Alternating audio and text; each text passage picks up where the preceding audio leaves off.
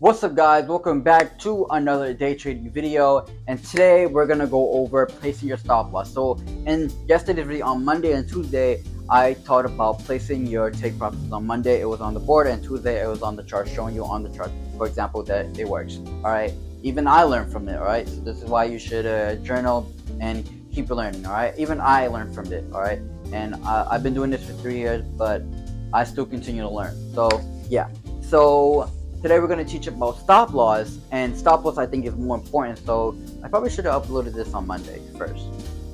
Sorry about that. But you live and you learn. So next time I'll put the most important, I'll post the most important on Monday.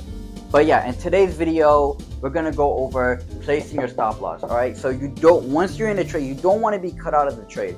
You don't want to have the trade hit stop loss and see it go right back up to your full TP. That is more than an annoying, more than like the most bad thing, because it's essentially saying that you lost money, but you was right. You thought how you thought the trade was gonna go, and you was completely right on it, yet you lost money. So we need to fix that. That is a no-go. That is a problem, a big no-no. All right. So how do we fix that? All right. It's very simple, just as simple as placing your take profit, but we have to learn.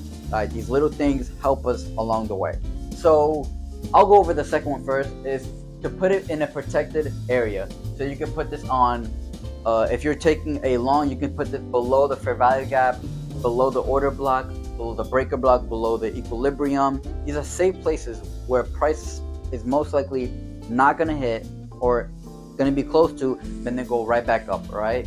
Protected areas. So if there's a fair value gap on the bottom, then price is most likely going to respect it, tap it.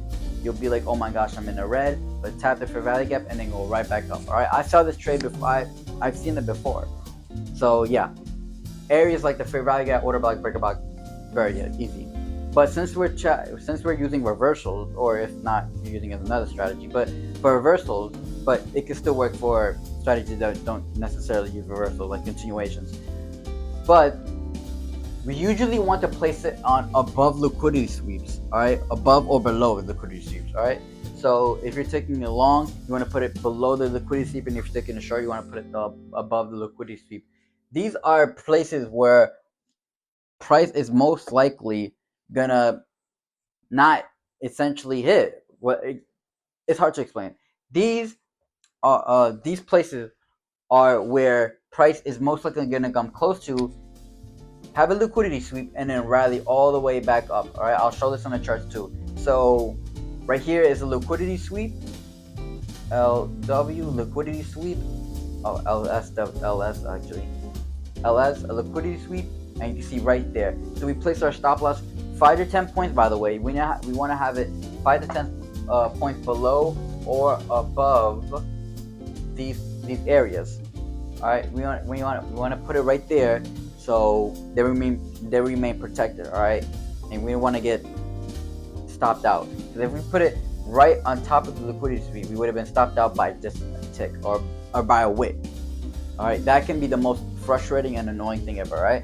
So there's gonna be some times where you're in the red. All right, and Friday's trade, I was in the red for the first few minutes. All right, I wasn't even in the green.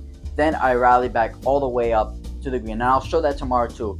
And I was able to do that because I placed my stop loss in a very, very smart place. All right, and the trade did hit break even, but it would have hit. But you know, I'm fine with break even. It's better than losing money. All right.